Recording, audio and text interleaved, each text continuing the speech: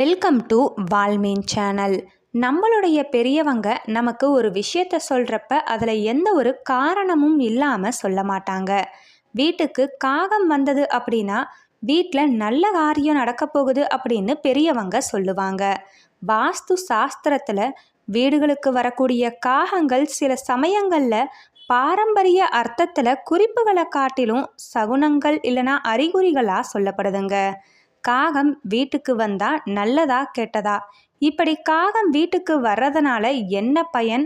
அது எந்த திசையில இருந்தா என்ன நடக்கும் அப்படிங்கிறத நம்ம இந்த வீடியோவை பார்த்து தெரிஞ்சுக்கலாம். இந்த வீடியோ உங்களுக்கு ரொம்பவே சுவாரஸ்யமானதா இருக்கும்.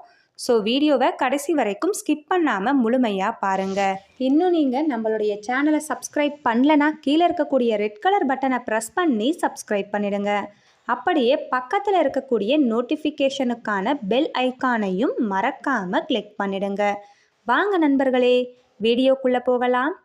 சில நம்பிக்கைகளில் காகங்கள் ஆவி உலகம் இல்லைனா முன்னோர்கள்கிட்ட இருந்து வரக்கூடிய தூதர்களாக சொல்லுவாங்க. காகம் நம்மளுடைய வீட்டுக்கு அடிக்கடி வந்தாலோ இல்லைனா வழக்கத்துக்கு மாறான முறையில் நடந்து கொண்டாலோ, அதாவது ஜன்னல்களை தட்டுவது இல்லைனா விடாப்பிடியாக அழைப்பது, இதெல்லாம் செஞ்சால் அது நம்மளுடைய முன்னோர்கள் இல்லைனா பிரிந்த அன்பர்கள்கிட்ட இருந்து வந்த செய்தியாக சொல்லலாம்.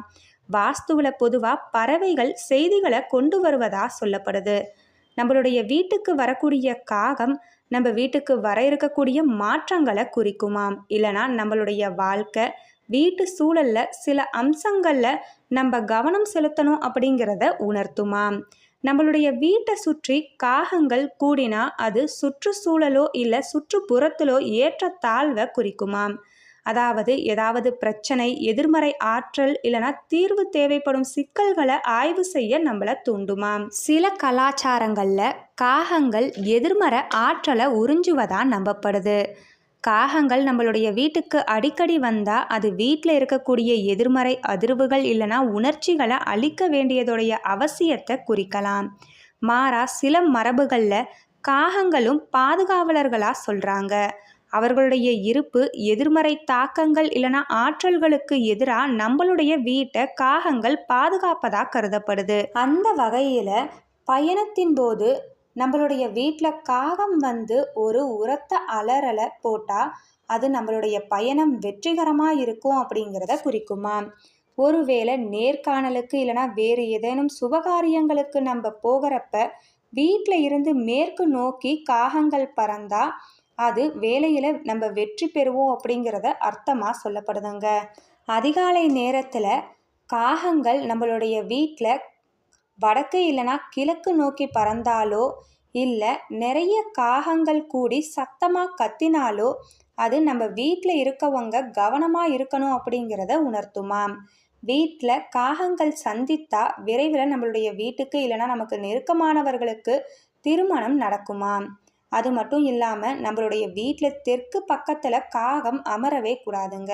அப்படி தெற்கு பக்கத்தில் காகம் அமர்ந்து கத்தினா அது நம்மளுடைய முன்னோர்கள் நம்ம மீது கோபமாக இருப்பதற்கான அறிகுறியாக சொல்லப்படுது. ஒவ்வொரு பறவைக்குமே ஒவ்வொரு சக்தி இருக்குது அப்படின்னு சொல்லுவாங்க.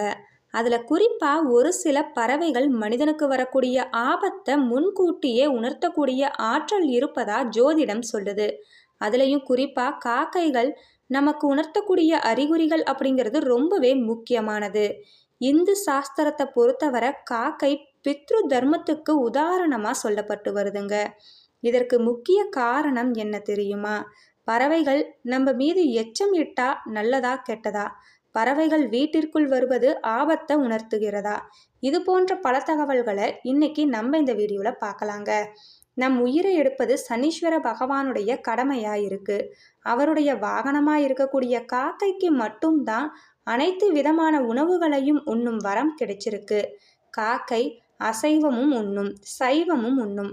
அதே மாதிரி சமைத்த உணவுகளாக இருந்தாலும் சமைக்காத உணவுகளாக இருந்தாலும் தானியங்கள், பழங்கள் போன்ற எல்லா வகையான உணவுகளையும் காக்கைகள் சாப்பிடுங்க. இறந்த நம் முன்னோர்கள் எதை அதிகம் விரும்பி சாப்பிடுகிறார்கள் என்பதை தெரிந்து வைத்திருப்பது அப்படிங்கிறது ரொம்பவே அவசியம். அந்த உணவை காக்கைக்கு நம்ம வைத்தா காக்கை எதுவாக இருந்தாலும் சாப்பிடும். அப்படிங்கிறதுனால தான் காக்கை பித்ரு பூஜையில் தனித்தன்மை பெறுது. திடீரென காக்கை நம் மீது எச்சமிடுவது, தலையில தட்டுவது, கொத்திவிட்டு போவது போன்ற விஷயங்கள் நமக்கு நன்மை செய்யவே காக்கை அப்படி செய்யறது அப்படின்னு சொல்றாங்க. நம்ம முன்னோர்களுடைய ரூபமா காக்கை இருக்கிறதுனால காக்கை மூலமா நமக்கு எந்த ஒரு ஆபத்தும் ஏற்படாதாம்.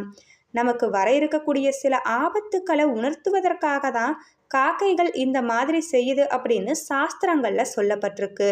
நம்ம அவசரமா வெளியே புறப்பட்டு கொண்டிருக்கும் போது காக்கை திடீரென நம் மீது எச்சம் இட்டா நம்ம ஏதோ ஒரு ஆபத்தை சந்திக்க இருக்கிறோம் அப்படிங்கிறத தடுத்து நிறுத்துவதற்காக தான் இந்த மாதிரி காக்கைகள் செய்யுது அப்படின்னு நம்ம எடுத்துக்கொள்ளணுமா.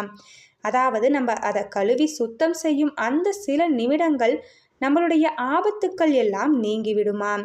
விபத்து இல்லைன்னா ஒரு சில பிரச்சனைகள்ல இருந்து நம்மளை பாதுகாப்பதற்கு காக்கை முன்னெச்சரிக்கை செய்வதா நம்ம அதை